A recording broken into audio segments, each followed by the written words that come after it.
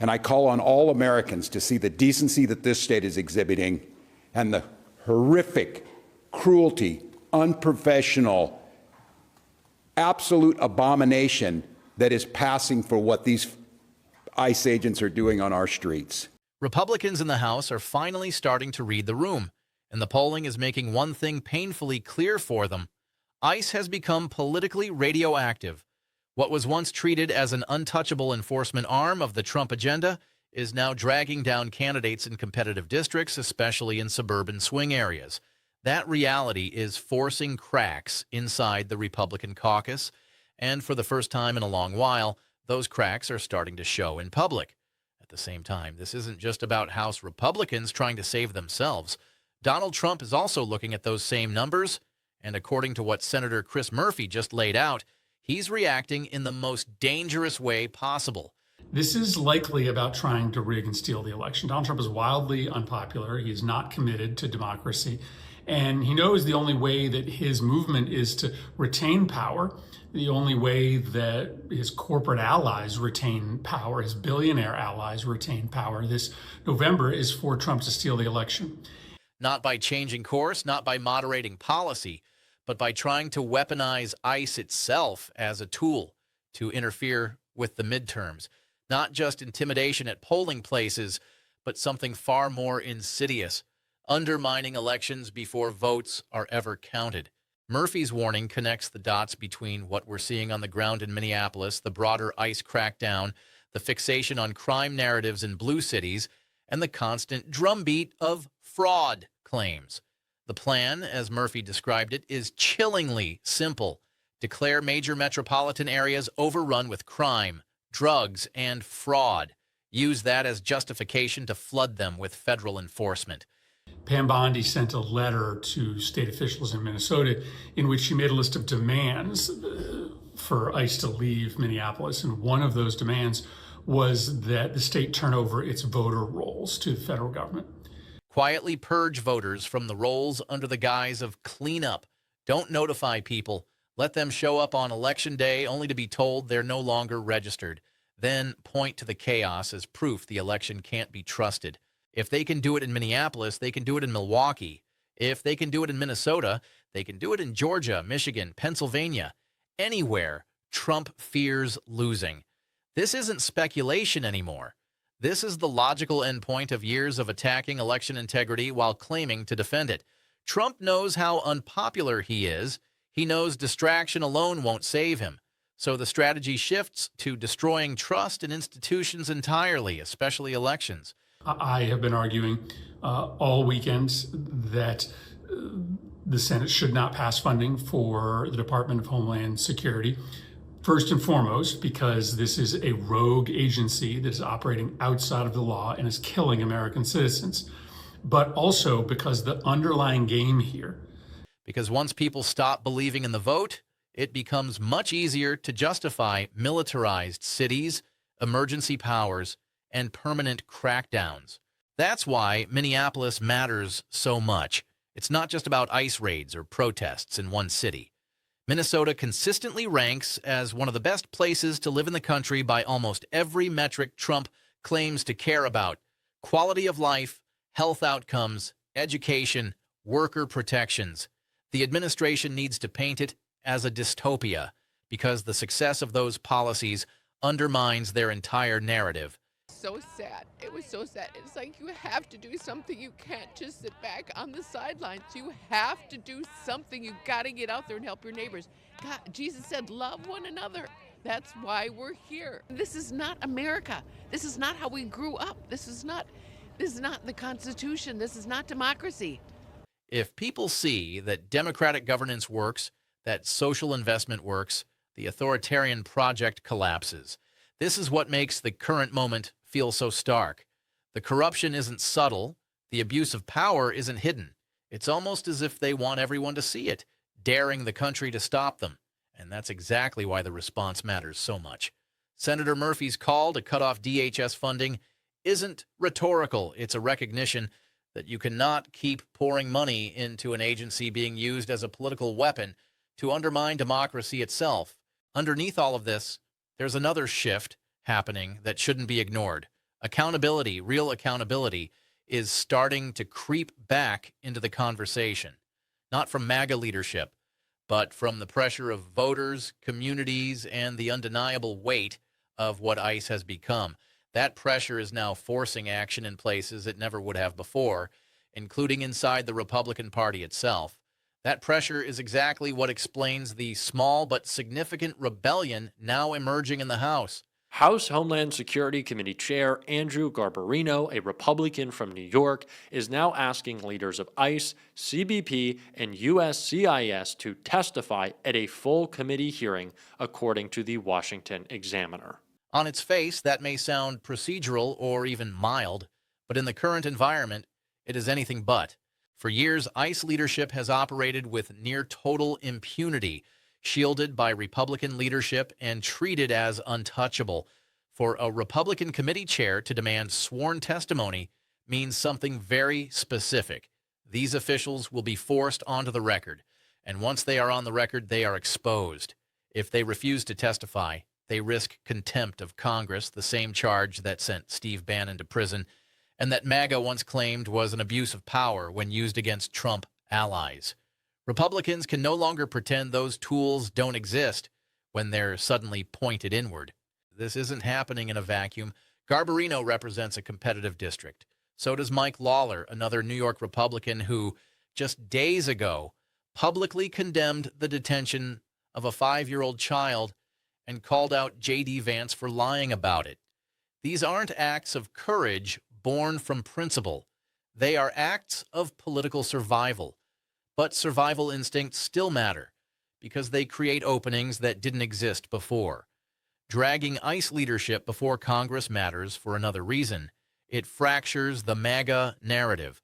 Once testimony begins, the lies become harder to sustain. Questions about use of force, voter intimidation, internal directives, coordination with DHS leadership, and political pressure from the White House will all be fair game. Every answer creates a paper trail. Every evasion becomes evidence. Every contradiction can be replayed, reported, and weaponized politically. And that is exactly what MAGA fears most. Not protests alone, not outrage alone, but sustained, documented accountability that turns public opinion decisively. ICE is already unpopular. Forcing its leaders to explain themselves under oath accelerates that collapse. It turns abstract anger into concrete facts. It forces Republicans to either defend indefensible behavior or distance themselves from it. Either way, the administration loses ground. What we're seeing in Minneapolis is proof of how powerful that pressure can be. Community organizing forced action that should have come weeks earlier. Protests compelled Mayor Frey and Governor Walz to call in the National Guard to protect demonstrators, not suppress them. That didn't happen because leaders suddenly grew a conscience. It happened because the political cost of inaction became too high. And the human cost of this moment is impossible to ignore. The statement from the family of Alex Prey cuts through all the noise and exposes the moral bankruptcy of this administration. Alex was a VA ICU nurse. He cared for veterans. He spent his life protecting others. His final act was shielding a woman from violence. He was unarmed. He had his phone in one hand. His other hand was raised, and he was killed anyway. The administration's response wasn't accountability. It was lies, smears, justifications. The family's words make it clear how grotesque that response is. This wasn't an abstraction. This wasn't a statistic. This was a human being whose life was stolen and whose character was then dragged through the mud to protect an agency that has lost all moral legitimacy. When people say ICE can be reformed, moments like this expose that fantasy. You do not reform an organization that responds to the killing of a VA nurse by lying about him. You dismantle it. You investigate it. You prosecute those responsible. You rebuild from the ground up with oversight, transparency, and accountability that actually means something. That is why this fight is so dangerous for Trump. It's not just about optics anymore. It's about legitimacy. Once the public understands ICE not as law enforcement, but as a tool of political repression, everything changes. Funding becomes radioactive, defenses collapse, and even Republicans begin looking for exits. This is the crossroads the country is at right now. One path leads to normalized violence, voter suppression, and permanent emergency rule justified by manufactured chaos. The other leads to accountability, exposure, and the slow, difficult work of restoring democratic control. The administration is betting that fear will win. But the organizing, the testimony, the hearings, and the courage of families like Alex Praise suggests something else entirely, that people are no longer willing to look away. And that refusal to look away is the single most dangerous thing for this administration. Because once people stop being afraid, once they start connecting the dots between voter intimidation, militarized policing, economic sabotage, and outright political violence, the entire structure holding this regime together begins to crack. That is why Senator Murphy's warning matters so much. This is not just about ICE brutalizing protesters or terrorizing immigrant communities. It is about elections. It is about power. It is about removing people from voter rolls quietly without notice and then using the chaos they create as proof of fraud. It is about showing up in cities like Minneapolis, Chicago, Detroit, Atlanta, Milwaukee, and saying these places are lawless so they can justify extraordinary measures. Once you accept that premise, everything becomes permissible in their worldview. Suspending voting, denying registration, prosecuting people for existing, and ultimately deciding elections before a single ballot is counted. That is why Minneapolis matters so much right now. If they can normalize this there, they will export it everywhere. That is the playbook. And it is not subtle. It is blunt, aggressive, and authoritarian.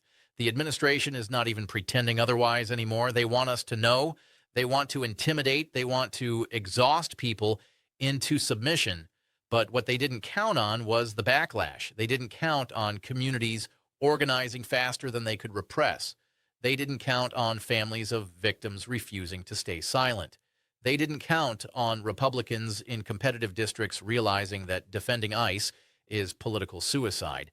And they didn't count on the fact that every act of brutality creates witnesses, records, videos, statements, and legal exposure that cannot be erased. This is why hearings matter. This is why testimony matters. This is why putting ICE leadership under oath matters. It transforms fear into evidence. It transforms outrage into accountability. It creates consequences that protests alone cannot. And once that process starts, it rarely stops where the perpetrators expect it to. ICE is not just an agency. It is the physical manifestation of Trumpism. Cruelty as policy, chaos as strategy, dehumanization as governance. It exists to divide, to provoke, and to justify further repression. That is why there is no reform path here. You do not tweak an organization designed for abuse. You dismantle it, investigate it, and hold its leaders criminally responsible. The murder of a VA nurse whose final act was protecting another human being is not an aberration. It is the logical endpoint of a system that rewards violence and lies to cover it up. If that doesn't move people to act, nothing will. And increasingly, people are acting. That is what Alexandria Ocasio-Cortez articulated so clearly. This administration is afraid of its own unpopularity, afraid of the economy, afraid of exposure, afraid of the truth coming out about Epstein, about corruption, about authoritarian alliances, about stolen power. Fear is why they lash out. Fear is why they escalate. Fear is why they rely on force instead of persuasion. But there is something stronger than fear, and that is numbers. We outnumber them. They know it. And that is why they are trying to suppress votes instead of earning them. That is why they are trying to criminalize dissent instead of addressing grievances. That is why they are trying to rule through intimidation instead of legitimacy. This moment demands clarity. You cannot be neutral when the state murders people and lies about it. You cannot be passive when elections are being targeted before they happen. You cannot both sides an administration that treats democratic participation as a threat. What is happening now is not normal politics. It is a fight over whether this country remains a democracy at all. And the only way it ends is through relentless exposure, relentless pressure, relentless organizing, and real accountability. That is the path forward. There is no shortcut. There is no compromise with authoritarianism. There is only resistance, solidarity, and the hard work of taking power back from those who abuse it. And this is where the moment becomes unavoidable for everyone watching, including those who have tried to sit on the fence. There is no safe distance anymore. The tactics being used are not theoretical, and they are not confined to one city or one state. What is happening in Minneapolis is a test case. It is a proof of concept. If it works there, it becomes the model everywhere else. That is why the administration keeps escalating instead of backing off. They believe that if they can normalize violence, normalize voter suppression, normalize fear, then resistance will fracture. But the opposite is happening. Every escalation exposes the truth more clearly. Every lie becomes easier to disprove. Every act of brutality creates more people who will never forget what they saw. This is also why the Epstein revelations matter so much in this broader context. Power structures that rely on secrecy collapse when light is forced into every corner. The same people who want unchecked authority over elections, policing, and immigration are the same people terrified of transparency. They are afraid of documents, afraid of testimony, afraid of sworn statements, afraid of independent investigators, afraid of journalists, afraid of courts, afraid of voters. That fear explains the desperation. It explains the rage. It explains the willingness to burn institutions to the ground rather than lose control of them. When legitimacy disappears, force becomes the only remaining tool, and that is exactly what we are witnessing. But force has limits. It always does. It requires compliance to function, and compliance erodes when people stop believing the lies. That is why stories like Alex's matter. They cut through propaganda. They humanize what the administration wants to reduce to statistics and talking points. They remind people that behind every raid, every crackdown, every so-called operation, there are real lives being destroyed. And once that realization takes hold, it spreads. It spreads through families, workplaces, unions, churches, campuses, and communities. It spreads faster than intimidation ever can. That is how movements grow, not through slogans alone, but through shared understanding that something fundamental has gone wrong and cannot be ignored anymore. The administration wants chaos because chaos creates cover. But what they are getting instead is clarity. People are seeing that the same apparatus used to terrorize immigrants can be turned on anyone, that the same logic used to justify ICE brutality can be used to justify silencing journalists, criminalizing protest, or invalidating elections. Once people see that connection, the fear shifts sides.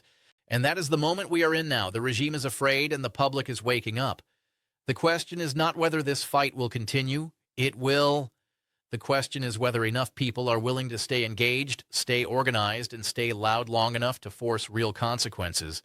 History shows that authoritarian movements do not collapse because they suddenly grow a conscience. They collapse because they lose the ability to control the narrative, the institutions, and the people all at once. That is the pressure point. That is where we are headed. This is not about left versus right. It is about democracy versus domination. It is about whether power flows upward from the people or downward through force. And every hearing, every protest, every story told, every vote protected pushes the balance in one direction or the other.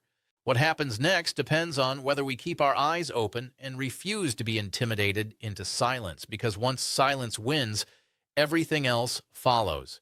And the final piece of this moment is resolve.